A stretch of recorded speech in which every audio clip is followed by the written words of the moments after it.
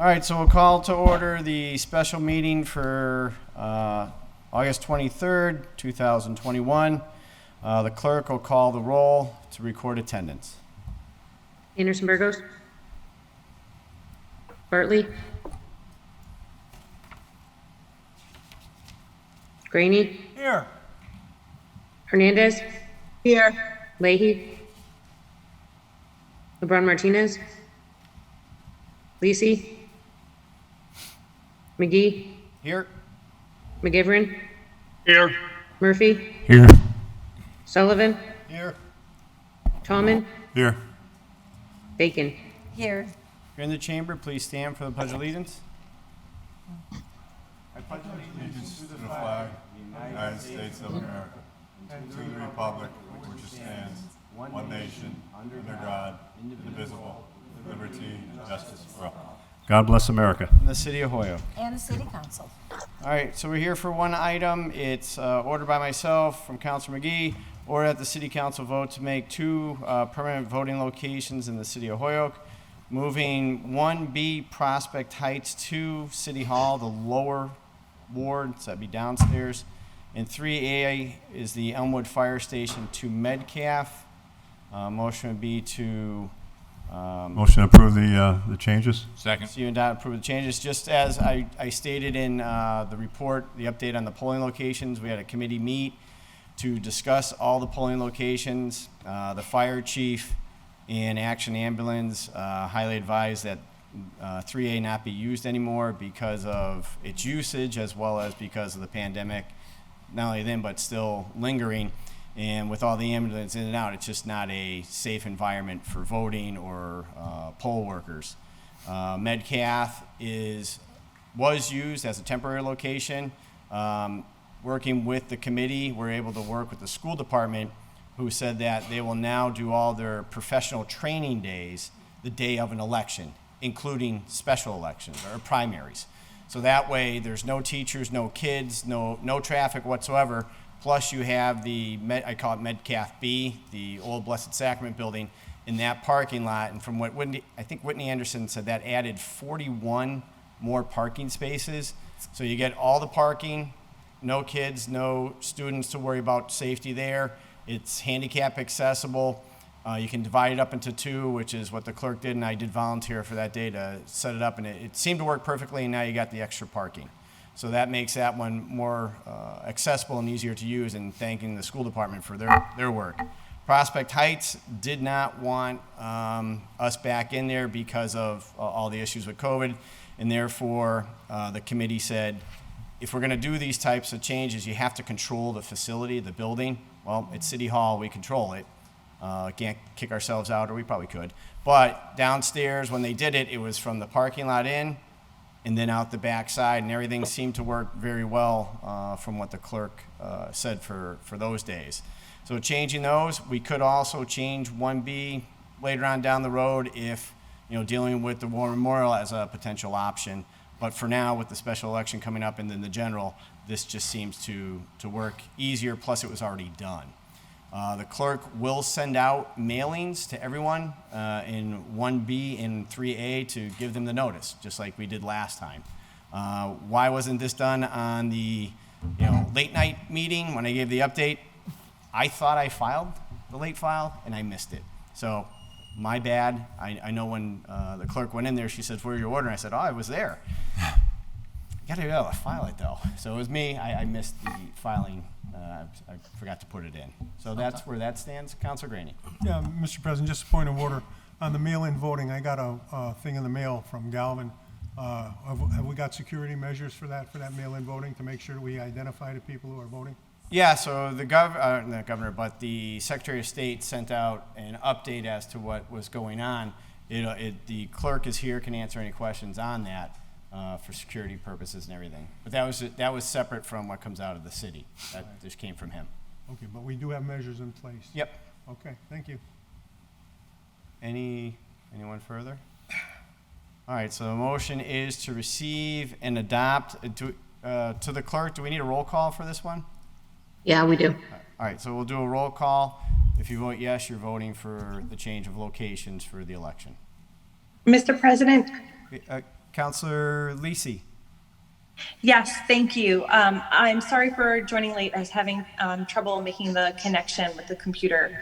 I may have missed the discussion, but I know that last year when we had to do the change of location, we sent out notices directly to all the voters that would be at this polling location, and I just wanted to see if we were planning on doing that again this year. Yeah, they will. Yep. It'd be the same procedure as last time. Yep. So everybody gets notified, and they get sort of some instructions for how to vote by mail if they elect to do that. Yep. Okay, great, thank you. You're welcome. All right, so The only thing different with this mailing is now we're going to put on the mailing that it's a permanent change as opposed to it being temporary like we did last year. So this will be the last time we have to send it out going forward. And I mean, of course, unless we end up moving it again, which hopefully we don't for now.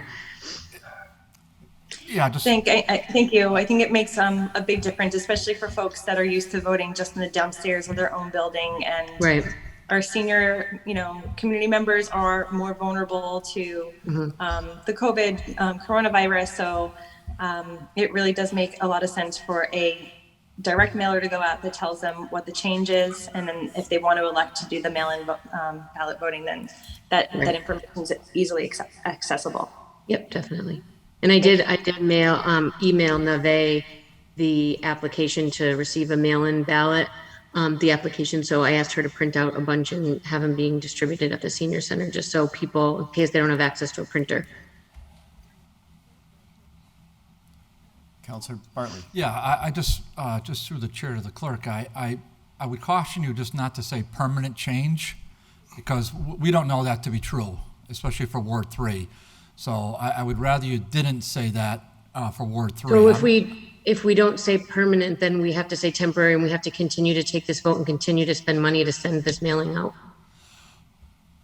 Well, that's the way it rolls, in my opinion. I don't think we're at the point where we're going to say permanent for that at all, because I'm not hearing support in Ward 3 anyhow to make that a permanent 3A and 3B location. So I'd rather you didn't say that. I'd rather we just took a vote on temporary.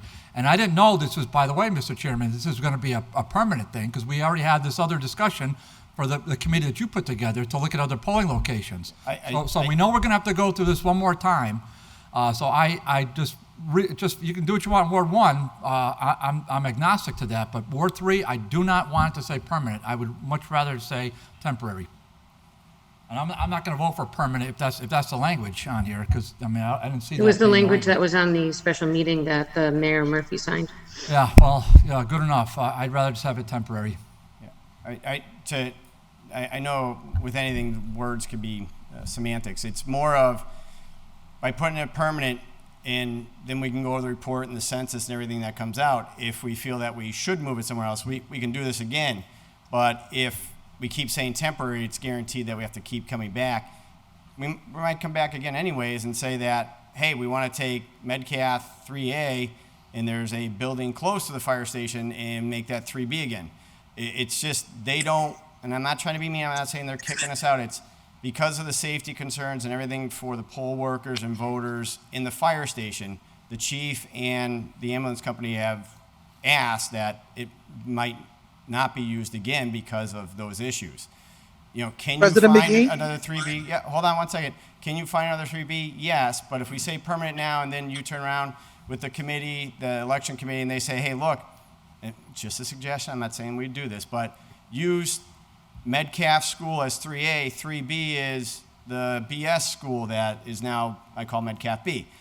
You can do anything, and you just have to do this again, but if we keep saying temporary, whenever that final change is, you're going to have to keep coming back, keep saying out the cards, and I guess we're just trying to give some set of normalcy to the voter until that ultimate decision's done. Okay, That's all I'm saying. So even though this is going to say permanent, It can come back, because it can't come back. Yeah, absolutely, Dave. Absolutely. I mean, Councilor Bartley, sorry, it's rain.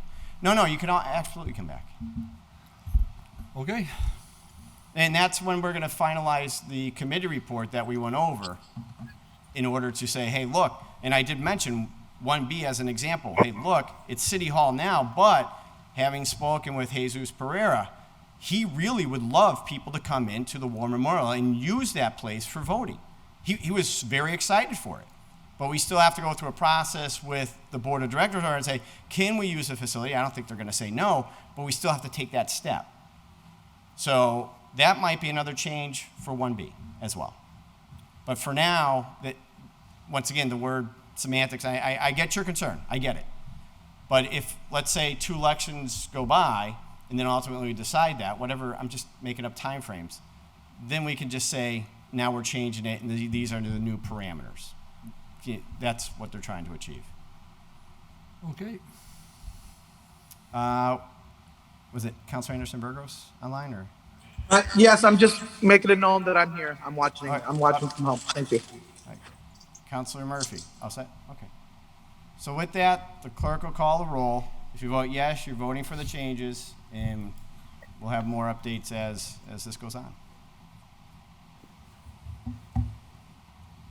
Anderson Burgos, Yes.